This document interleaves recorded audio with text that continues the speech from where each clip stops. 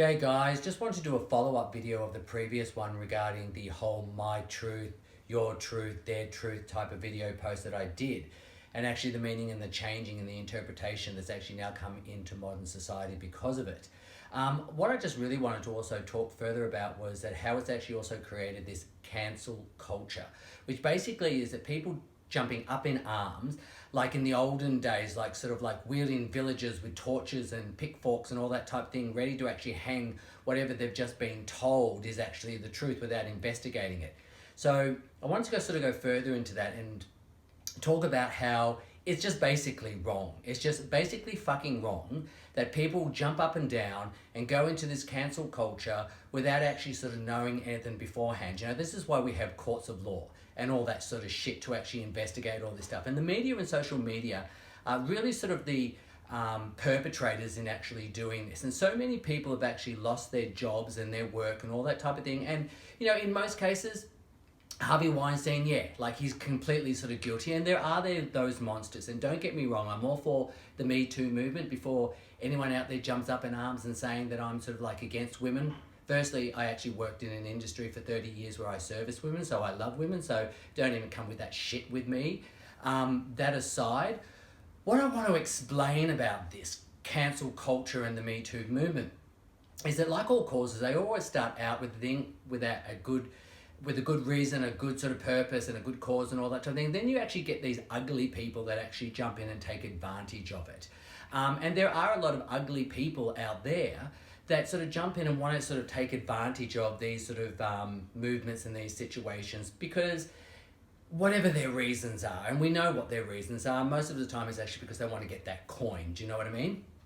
But what I want to also explain too is that the reason these happen is like anything in life, there's actually good, bad, positive, negative, yes, no, black, white. And what these people do is they jump into these grey areas, which is what I call the actual grey area. Grey area is just an area where people can actually excuse their shitty, cunty, bullshit behaviour and try to get away with something that they know is actually not true. Just here in Melbourne, I was watching the 10 Studio, and there was John Jarrett, who almost 2 years ago at the height of the Me Too movement was actually accused of raping a woman that was like, went back like, I don't know, 20, 30 years ago. So for almost 2 years, he was vilified and he was victimized and he didn't work for almost the 2 years, and he had a court case. In 4 days, they came to an actual sort of like a verdict, and he was found not guilty. I think it sort of took like 15 minutes or whatever type of thing. But that's just an example of how these things can actually go wrong. And what I explain to people when I talk about this subject is that yes, men socially have had a lot of the power type of thing, and they have used it over women, but you know, not only women, sort of children, like, and also other men. Men are not involved in all this. I know firsthand, and I also know other men that have actually been victimized by other males because of authority and stuff like that. So I get it all, but what I try to explain to people is it's a bit like a pendulum, where it's all been swinging one way for a very, very long time, for centuries, towards like men.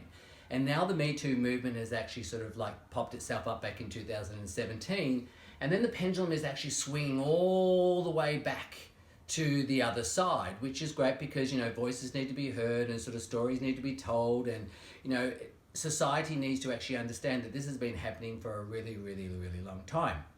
So when you put it out into the universe and people sort of start to actually become accustomed to, and they accept it and they understand it and they know that it's happened, then change actually occurs.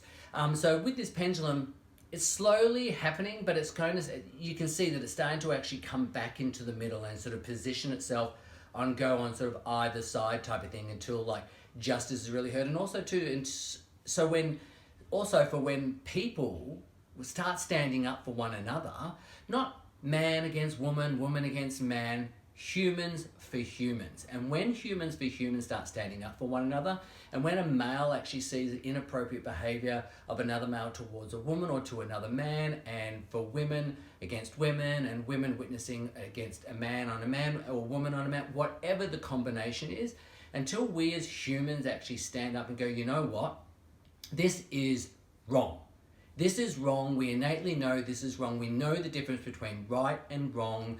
Don't use a grey area to step into just because you don't want to get involved or you don't sort of want to stand up for someone, because you need to think about this. If it happened to you, wouldn't you want someone actually standing in the street that's actually witnessing this not to be so complicit and actually not get involved and try not to intervene? I can tell you now, your answer would be no. You would want someone to actually come in and help you. So on that note, that's all I wanted to actually say about adding on to your truth, my truth, their truth sort of phenomenon that's actually happened since 2017. Thanks, guys.